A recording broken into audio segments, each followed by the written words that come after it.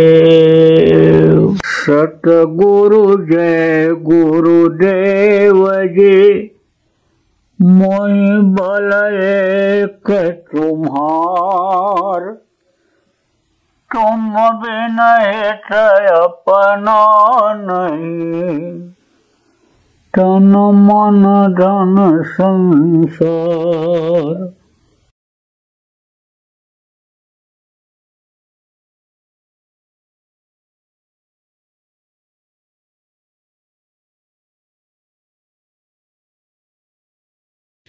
गम खाओ किसको कहते हैं? बर्दाश्त कर लो 2 बार। अगर बर्दाश्त कर लोगे, छोटे बन जाओगे, सब प्यार करने लगेंगे। फिर समझो कोई कितना भी अकड़ करके चलता हो, उसका पैर पकड़ लो, जल्दी छोड़ो ना, तो वो भी झुक करके उठाता है, उसको भी झुकना पड़ता है। लघुता से प्रभु का मिलेगा का नानक नन्हे होए रहो, जैसे घास में डूब और घास जल जाएंगी, डूब खोद की खोद।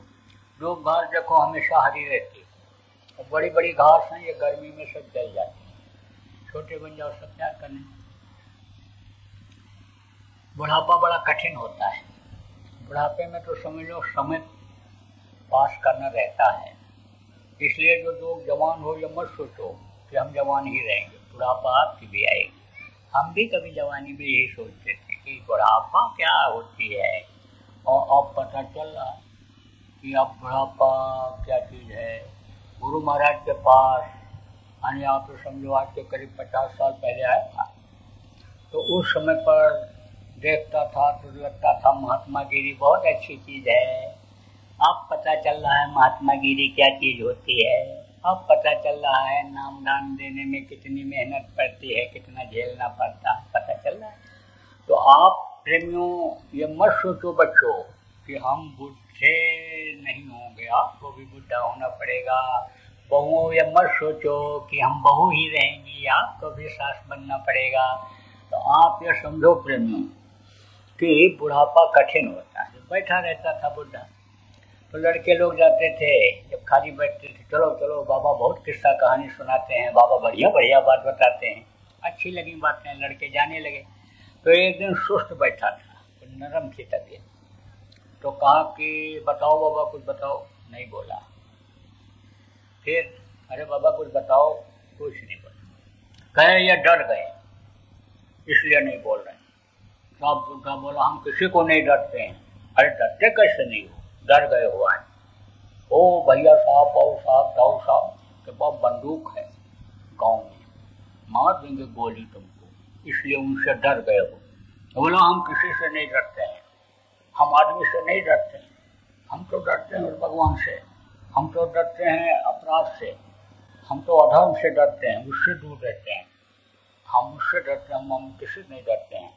तो कहा कि नहीं डर गए बाबा, उनके पास बंदूक है इसलिए डर गए। तो कहा कि उनके पास 2 नली की है, हमारे पास 10 नली की है। कहा 10 नली की बंदूक न सुना न देखा, ये कैसी होती है? होती है, रखता हूँ मैं, हमेशा रखता हूँ, साथ रखता हूँ। अरे तुम तो खाली धोती पहने बैठे हो, कुर्ता भी नहीं रखे कहाँ हो? अरे है तो दिखाओ, मौके पर दिखाता हूँ, ऐसे सब जगह नहीं दिखाता हूँ। इच्छा जग गई कि कहाँ रखे हैं, क्योंकि उस समय झूठ लोग नहीं बोलते थे। झूठ बोलना बहुत बड़ा पाप बताया गया है, जीव हत्या करना बहुत बड़ा पाप बताया गया है। आप ये समझो जो जानवरों को मारते हैं, काटते हैं, लाते हैं, खाते हैं, पकाते हैं, सबको बराबर पाप लगता है।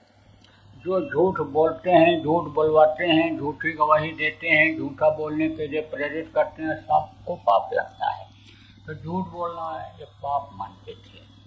वो जो मारने मरवाने का पाप होता है, जो सताने का जिससे आत्मा को कष्ट होता है, वो पाप जल्दी क्षमा नहीं होता है।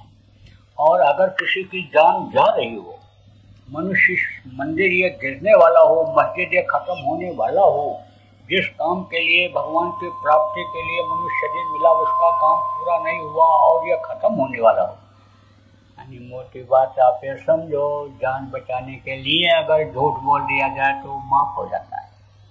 झूठ पहले लोग नहीं बोलते थे, तो कहा भाई जब ये कह रहे हैं तो है इनके पास, लेकिन ये रखे कहाँ। पैर वैर दबाने लगे बुढ़े का, दाढ़ी वाड़ी में हाथ लगाने लगे, बता दो बाबा बता दो, काका बता दो बता दो बता दो। तब कहा कि अच्छा देखो, ये 1 नली, 2 नली, 3 नली, 4 नली और 5 नली, 5 नली ये और 5 नली ये।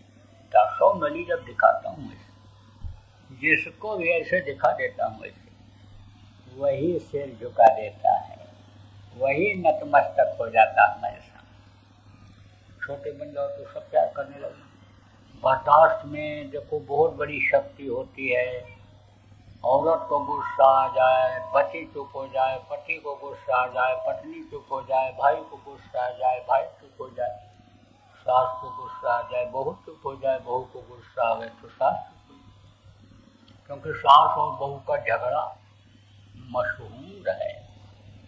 अब ये है कि गरीब घर की सास और बहू जब झगड़ा करने लगती हैं, लड़ने लगती हैं, जोर जोर से बोलती हैं, भद्दी भद्दी गाली देती हैं, तो सबको पता चल जाता है। और जो महलों में, फ्लैटों में, कोठियों में रहने वाली सास और बहू हैं, उनका झगड़ा का पता नहीं चलता है। क्यों? क्योंकि वो धीरे बोलती हैं और अंग्रेजी में गाली देती हैं। तो अंग्रेजी तो सबके समझ में आता नहीं है, लेकिन झगड़ा होने की यहाँ भी होता है और छोटी छोटी बातों में हो जाता है, ना समझी में हो जाता है। थोड़ी सी समझ अगर कर ली जाए तो फिर झगड़ा नहीं हो सकता है। आप ये देखो कि सोच यानी बदल जाती है जब बहू आती है ससुराल में। कौन सी सोच जो अपने मायके में थी वो सोच नहीं रहती। ससुर को ससुर समझने लगती, ससुर को और का पिता समझ लेगा, और सास को अगर माँ समझ ले, एक माँ को, एक पिता को मैं छोड़ करके यहाँ पर आई हूँ, ये मेरे पिता और माता हैं, ये मेरे अब यानी समझो जीवन के रक्षक हैं, जीवन के पथ प्रदर्शक हैं। ये अगर सोच ले तो भाव खराब नहीं होते। और सास अगर ये सोच ले कि मेरी बेटी दूसरे के घर चली गई, मैंने उसको दे दिया, ये दूसरे की बेटी में ले आई, ये मेरी अपनी बेटी हो गई, तो भाव इस तरह का रहेगा तो झगड़ा नहीं होगा। और भाव जब खराब हो जाता है कि पहुंचते ही बहू ये सोचने लगती है कि पूरे घर की मालकिन मैं ही बन जाऊं, तिजोरी की चाबी मेरे ही हाथ में आ जाए, तो सास भी उसी तरह से सोचने लगती है कि कहीं पैर दबाते दबाते गला न दबा दे। तो पैर नहीं दबाती है, उसी तरह वो भी व्यवहार करने लगती है।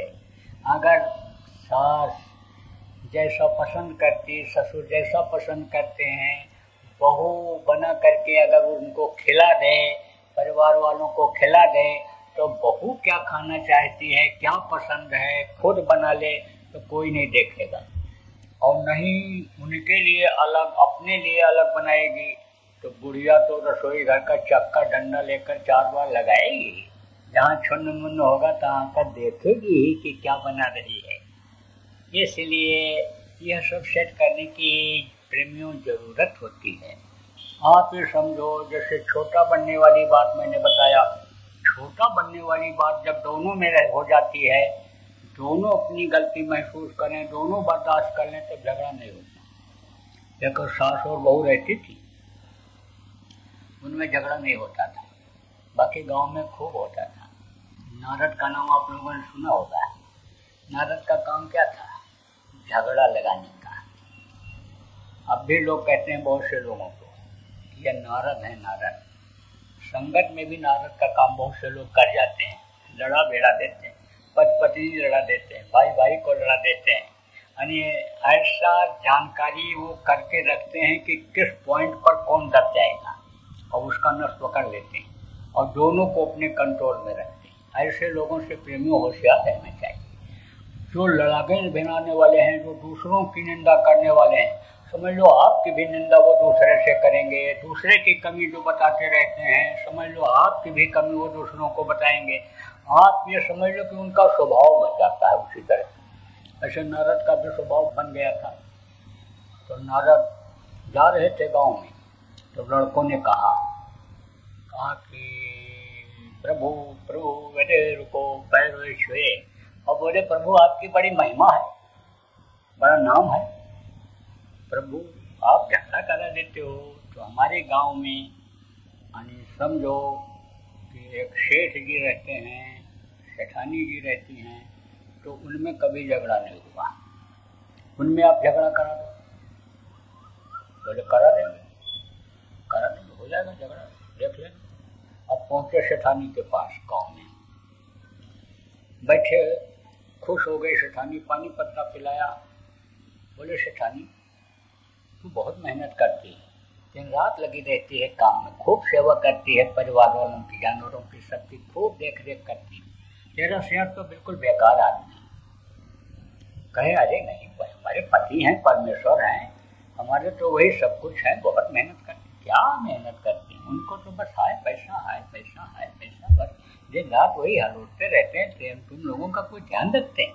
अरे नहीं नहीं वो आप ऐसी बात क्यों करते हो, बहुत ध्यान रखते हैं। क्या ध्यान रखते हैं? अरे आए और खाए चले गए, क्या ध्यान रखते हैं? कहे नहीं प्रभु आप ऐसा न कहो, प्रभु बहुत मानते हैं हमको, बहुत, हम तो हमारे पूज्य हैं, आप ऐसी बात न करो। तो नारद जब हारने लगे कि इसके सामने नहीं चलेगा, बोले है तो सब कुछ ठीक है, मानते जानते तो हैं, लेकिन है तो पिछले जन्म का नमक का व्यापारी ही, दिल दिमाग और बदन उसका पूरा नमकीन है।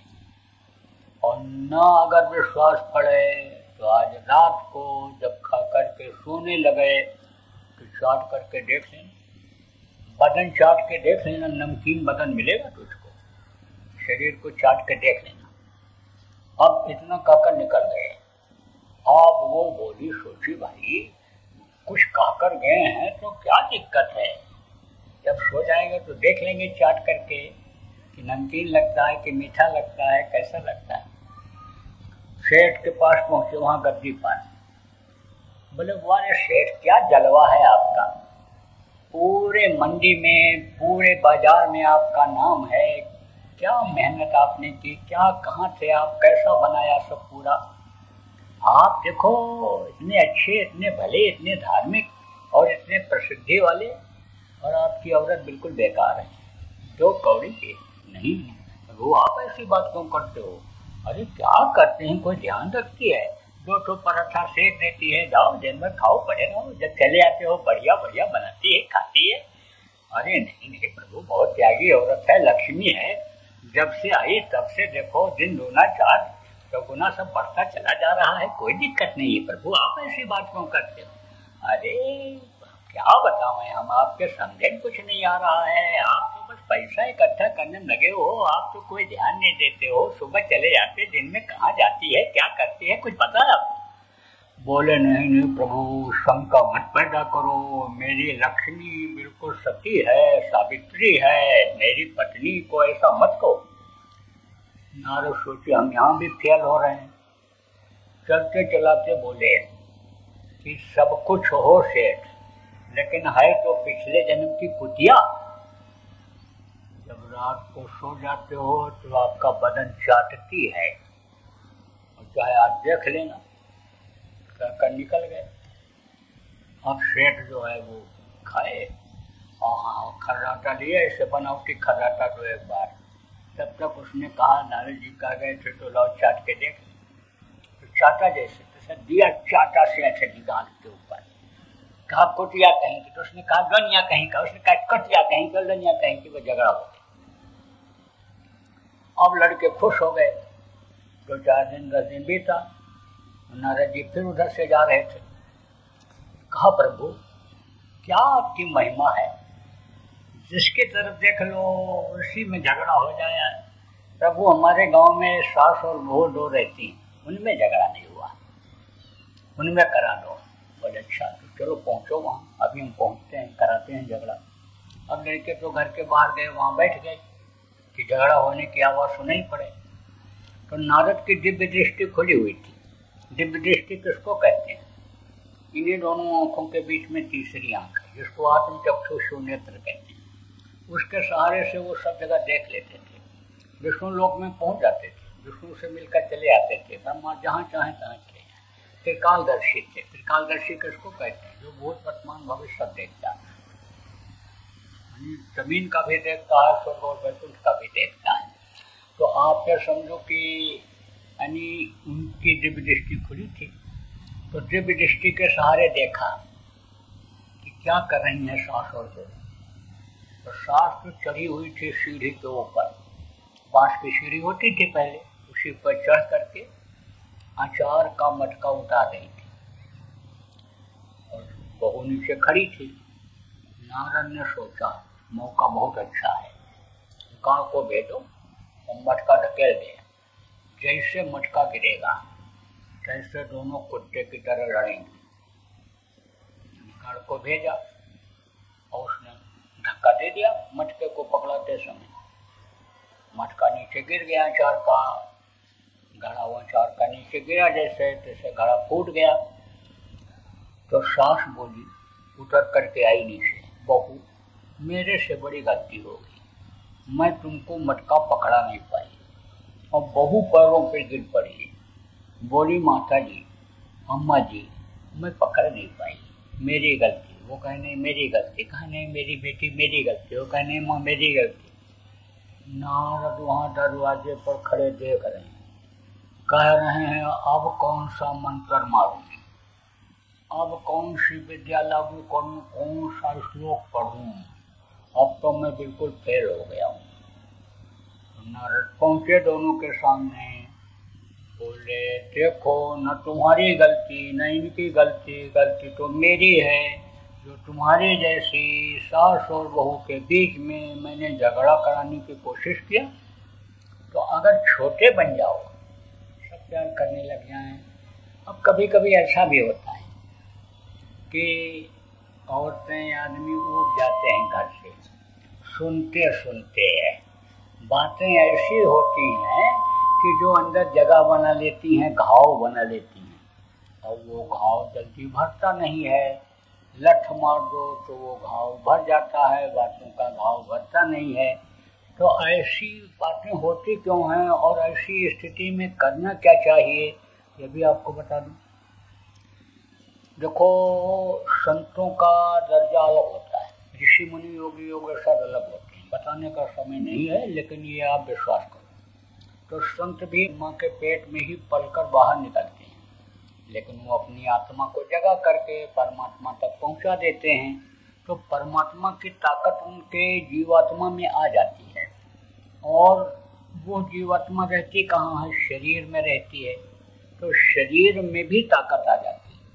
जैसे बर्फ के ऊपर हाथ रखो ठंडा हो जाएगा, उसके ऊपर कपड़ा डाल दो फिर हाथ रखो तो भी ठंडा मालूम पड़ेगा, ऐसा हो जाता है।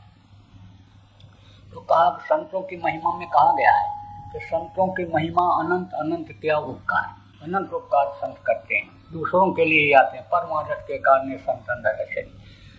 तो समझो कि संत की महिमा में बताया गया है कि जो मक्खी मच्छर तक उनके शरीर से छू जाते हैं और दया हो जाती है, उनको भी मनुष्य शरीर मिल जाता है। जिस घोड़े की सवारी कर लेंगे मनुष्य शरीर पा जाएगा, जिस बकरी का दूध पी लेंगे मनुष्य शरीर मिल जाएगा, औरत बन जाएगी। लेकिन स्वभाव जल्दी नहीं छूटता है। जब घोड़ा था तो भी दो लत्ती मारता था, आदमी बन गया तो भी वो ठुकराता मारता लगता चलता। औरत बन गई बकरी तो जैसे बकरी चिल्लाती रहती है, ऐसे औरत भी दिन भर बोलती रहती है। तो सुनते सुनते मन भर जाता है। आप समझो हाथ पैर का इशारा देखते देखते तबीयत खिन्न हो जाता है। कोई कैसा भी हो तो बर्दाश्त के बाहर हो जाता है। ऐसे समय में क्या करना चाहिए? कान में उंगली लगाओ, आंख बंद कर लो, कपड़ा ऊपर से डालो, भजन पर बैठ जाओ। पुराने लोगों को आपको मालूम है भजन कैसे किया जाता है। मुंह से क्या बोल रहा है सुनोगे नहीं, आंख से हाथ पैर से क्या इशारा कर रहा है देखोगे नहीं, तो गुस्सा नहीं पैदा होगा, झगड़ा झंझट टल जाएगा। क्योंकि क्रोध एक अग्नि है, क्रोध थोड़े समय के लिए रहती है फिर बुझ जाती है। धरती का विधान यही है, नियम यही है, जो पेड़ फलता है झड़ता है, जो आग जलती है वो बुझती है। तो क्रोध खत्म हो जाएगा, शांत हो जाएगा, तो झगड़ा झंझट टल जाएगा। मोटी बात आपको बताऊं, रुपया पैसा में बरकत का, आप मेहनत और ईमानदारी की कमाई करोगे, लक्ष्मी खुश रहेंगी, आपके पास रहेंगी, बरकत हो जाएगी। मार करके काट करके लूट करके लाओगे, दिल दुखा करके लाओगे, तो वो पैसा चला जाएगा। जिस तरह से लाओगे उसी तरह से तकलीफ दे करके चला जाएगा। देखो, हराम का पैसा नहीं रुकता है। आप ये समझो कि जुआ में जीत करके और रुपया पैसा लक्ष्मी जिनको कहते हो जुआरी लाता है, लेकिन रुकता है, खर्च हो जाता है, खत्म हो जाता है। इसलिए मेहनत और ईमानदारी की कमाई करो, जहाँ लगेगा वहीं शुद्धि रहेगी, सफेदी रहेगी, तरक्की रहेगी। तो ये तो बताया कोई लोक बनाने का तरीका। अब बताऊंगा परलोक बनाने का तरीका। जीवात्मा के उद्धार का इसी मनुष्य शरीर में घर में ही बैठ करके देवी देवताओं के दर्शन करने का, खुदा के दीदार का, रूह परियों के दीदार का, रूह को निजात दिलाने का तरीका आपको बताऊंगा। देखो, हमारे यहाँ जैसा मैंने बताया कोई भेदभाव नहीं, इंसान और इंसानियत वाली बात है। सबके अंदर उस मालिक के मिलने का रास्ता है, सबके अंदर मालिक की ही रूह है, सबके अंदर मालिक का वो सिंहासन है। पुतरा आपका गंदा हो गया तो उसका दीदार आपको नहीं हो पाता है। इसीलिए फकीर ने कहा कि दिल का हुजरा साफ कर, दाना के आने के लिए, ख्याल गैरों का हटा उसको बिठाने के लिए। इसीलिए कहा, जहाँ उसने ये कहा कि एक दिल लाखों तमन्ना, उस पर फिर इतनी हवेश, फिर ठिकाना है कहाँ उसको बिठाने के लिए। कहाँ उसने कहा कि हुजरे को साफ करोगे, अभी तो तुमने सब गंदगी से उसको जमा दिया, जगह ही नहीं रह गई बैठने के लिए। क्योंकि जितने भी लोग आए सब लोगों ने यही कहा, चाहे संत हों, चाहे पूरे फकीर हों, चाहे पूरे महात्मा संत हों, पूरे गुरु हों, किसी मनुष्य शरीर में वो मिलता है। इधर उधर भटकने पर नहीं मिलने वाला नहीं मिलता है। कहा अल्लाह अल्लाह का मजा मुर्शिद के महखाने में है, दोनों आलम की हकीकत एक पैमाने में है। ना खुदा मंदिर में देखा, ना खुदा मस्जिद में है। और शेख जी रिंदो से पूछो, देख क्या से इसी में मिलता है। जो तिल माही तेल है, जो चकमक, कितने उदाहरण दें आपको, भरे पड़े। मोटी बात आप ये समझो, विश्वास के साथ समझो कि भगवान मिलेगा तो इसी मनुष्य शरीर में मिलेगा, और जिंदा रहोगे तभी मिलेगा। मरने के बाद न खुदा भगवान किसी को मिला है और न मिलेगा। उसके लिए ना आपको घर छोड़ना है, न जमीन जायदाद छोड़ना है, न बाल बच्चों को छोड़ना है। गृहस्थ आश्रम में रहो, है तो अच्छा खाओ, है तो अच्छा पहनो, है तो अच्छे मकान में रहो। मार करके मत लाना, काट के मत लाना, छीन करके मकान में मत रहना, छीन के गाड़ी पर किसी के सवारी मत करना। ये जरूर कहता हूँ आपको। जिसके लिए गोस्वामी जी ने कहा कि राम न सकह नाम गुण गाई, जिसके लिए उन्होंने कहा कि नाम लिए तो बहुत सिंधु सुखाई, जिसके लिए मीरा ने कहा पायो रे मैंने नाम रतन धन पायो, वस्तु मूलक दी मेरे सदगुरु कृपा करे। वो कौन सा नाम है? ध्वन्यात्मक नाम। धनियों के मुंह से 24 घंटे निकलता रहता है, कभी खत्म नहीं होता, कभी मिटता नहीं है। जब से ये धरती बनी तब से ये नाम है। जब तक ये धरती रहेगी, आसमान रहेगा, देवी देवता रहेंगे, तब तक वो नाम रहेगा। निर्मायक नाम। निर्मायक किसको कहते हैं? जो इस माया के लोक में नहीं आते हैं। जो माया के लोक में आते हैं, माँ के पेट में बन करके बाहर निकलते हैं, मनुष्य शरीर में रहते हैं, वो किसी नाम को जगाते हैं लोगों के फायदा के लिए, लोगों के रक्षा के लिए।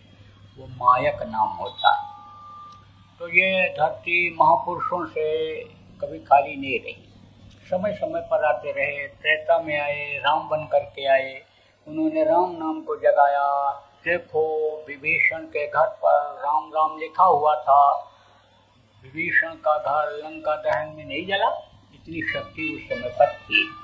लेकिन जब कृष्ण आए, कृष्ण नाम की शक्ति बढ़ी, कृष्ण कृष्ण जिसने जहाँ पर पुकारा कृष्ण खड़े हुए मिले, कृष्ण ने कृष्ण नाम को जगाया। आप समझो जब वो चले गए, अब ये कलयुग में कबीर साहब आए, सतनाम जगाया उन्होंने, नानक साहब आए, वाहे गुरु जगाया, सुखदयाल जी महाराज आए, राधा स्वामी जगाया, और जो हमारे गुरु महाराज आए तो जय गुरुदेव नाम को जगाया।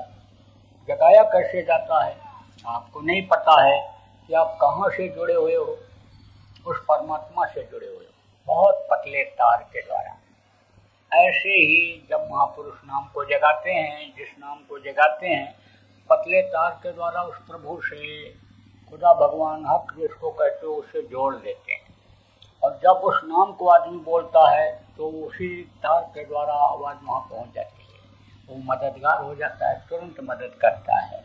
कहा ना, केशव करो नाम लाख नाम कृष्ण के, तो कौन ऐसा नाम है कि जिसको बोलने से तुरंत फायदा मिलेगा?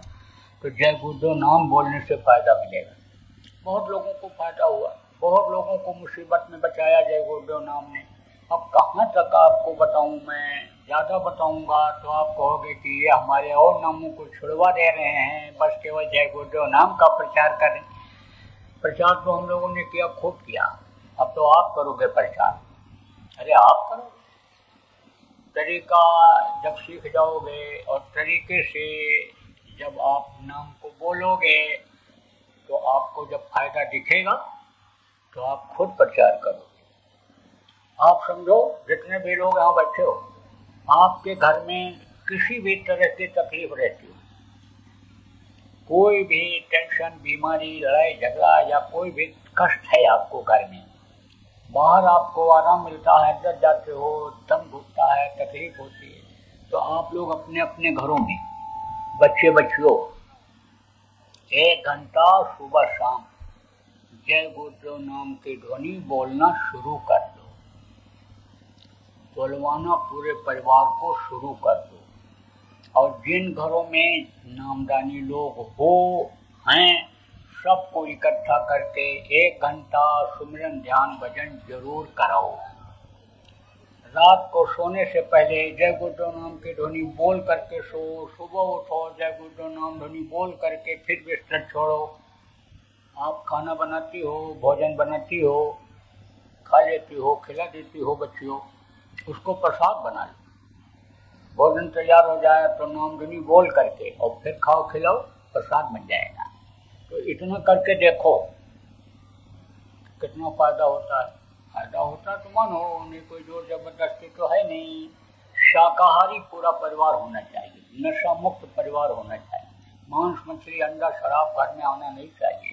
ये इतनी हिदायत आपको दी जाती है, परहेज बताया जाता है, करके देख लो।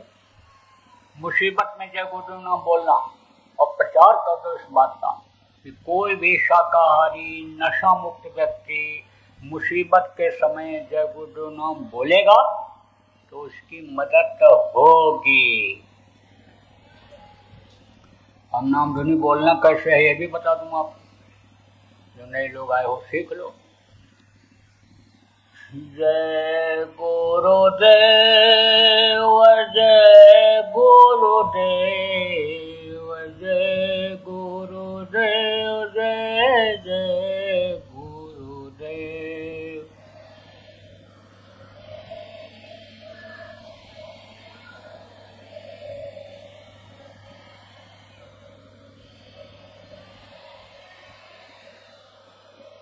जय गुरुदेव जय गुरुदेव जय गुरुदेव जय जय गुरुदेव।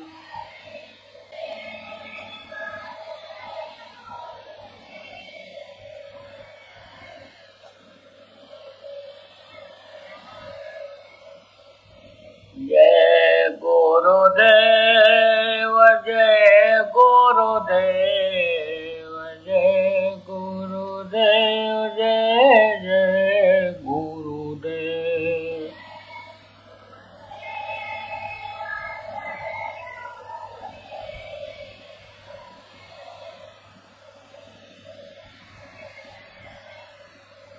इसी तरह से नाम धुनी बोलना है और सब लोगों को बुलवाना है।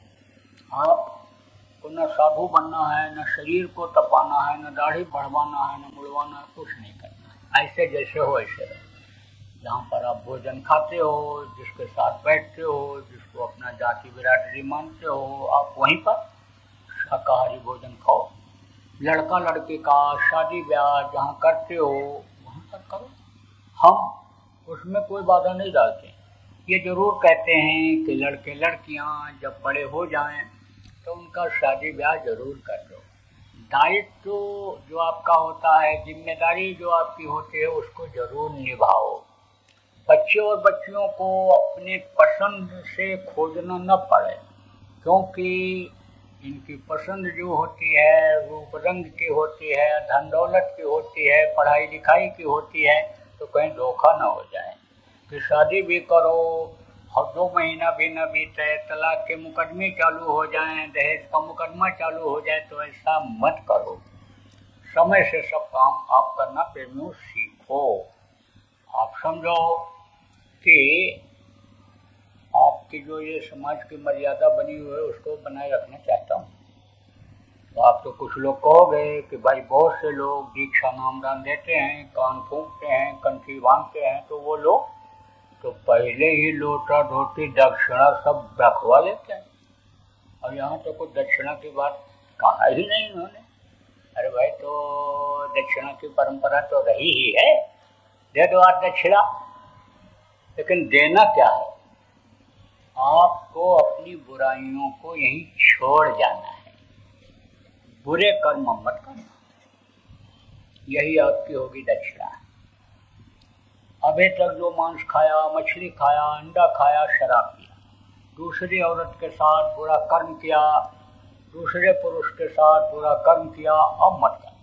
तौबा कर लो, कान पकड़ लो, उस मालिक से माफी मांग लो कि जो मेरे से जान में अनजान में गलती हो गई, अब नहीं करूँगा और इसकी हमको माफी दे दो। बराबर प्रेमियों, ध्यान भजन सुमिरन सब करते रहना, देशभक्त रहना। देशभक्ति प्रमुख चीज है। हड़ताल, तोड़ फोड़, आंदोलन, धरना, घेराव से दूर रहना, हिंसा हत्या से दूर रहना, उन्माद में मत आना कि कोई उकसा दे कि ये हिंदू है मार दो, ये मुसलमान है मार दो, ये सिख है ये मार दो, ये विरोधी है ये मार दो, ये ऐसा कर दो। जीव हत्या बहुत बड़ा पाप होता है, मानव हत्या तो बहुत बड़ा ही पाप होता है। सबसे बड़ा पाप अन्य हत्याओं में तो मानव हत्या ही होती है। तो हत्या से बचना, खुद भी बचना और लोगों को भी बचाना, ये प्रेमियों आपका धर्म बनता है, कर्तव्य होता है। अधिकारियों कर्मचारियों का बराबर सम्मान करना, नियम और कानून का सब लोग प्रेमियों पालन करना, सभी जात मजहब के लोगों का, सभी देवी देवताओं के, अन्य लोगों का, मानने वालों का, उनका आप लोग कदर करना। लेकिन जो भजन का तरीका अभी आपको बताया गया, चेतन से चेतन की पूजा करने का, उसको जरूर करना। इसमें जब लगोगे तो सब चीज़ समझ में आ जाएगा और ये सब अन्य समझ लो कि आपको समझने लग जाएंगे, आपसे भी समझ में आ जाएगा। तो बोलो जय गुरुदेव।